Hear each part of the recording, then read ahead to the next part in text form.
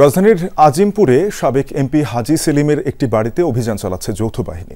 সেখানে সেলিম পরিবারের ব্যবহৃত ৬টি গাড়ির সন্ধান মিলেছে। ঘটনাস্থল থেকে যোগ দিচ্ছেন সহকর্মী রাব্বি সিদ্দিকী।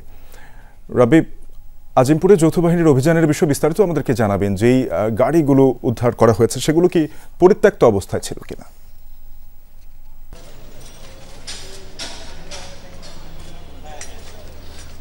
আসলে এই যে আমার পেছনে যে ভবনটি, এই ভবনটি সাবেক এমপি, এখানকার সাবেক এমপি হাজী সেলিমের, এবং হাজী সেলিমের এই ভবনটি মূলত তার একটি অ্যাপার্টমেন্ট, এবং এইখানে আসলে বেশ কয়েকটি গাড়ি পাওয়া গেছে এবং যে গাড়িগুলো হাজী সেলিম ব্যবহার করতেন বা তার পরিবার ব্যবহার করতেন।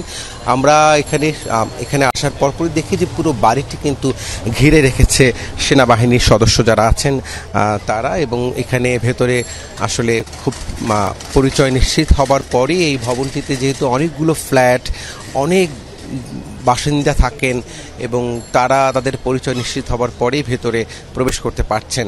এবং সেই সাথে আরেকটি বিষয় বলে রাখি, দেখতেই পাচ্ছেন যে ভেতর থেকে যারা বাইরে বের হচ্ছেন তাদের কিন্তু চেক করা হচ্ছে। মূলত পুরো ভবনটি ঘিরে রেখেছে সেনাবাহিনীর সদস্যরা।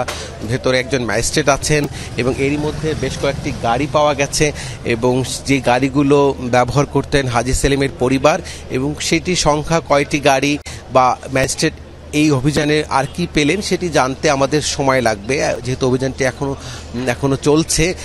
আমরা যতটুকু জানতে পেরেছি যে এই ভবনটি হাজী সেলিমের পরিবারের, এবং হাজী সেলিম এই ভবনটি এখানে অ্যাপার্টমেন্ট হিসেবেই ভবনটি তৈরি করেছিলেন।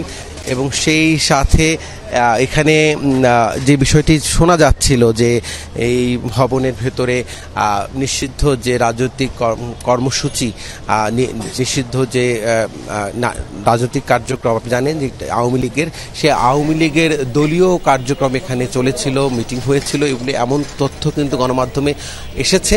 তবে আরও বিস্তারিত জানতে পারবো এই যে অভিযান যেটি চলছে সেটি তল্লাশি শেষে আমরা ম্যাজিস্ট্রেটের কাছ থেকে বিস্তারিত জানতে পারবো। রাব্বি, আপনি থাকুন সেখানে, নিশ্চয়ই অভিযান শেষে আরও বিস্তারিত তথ্য জানিয়ে দেবেন আমাদেরকে।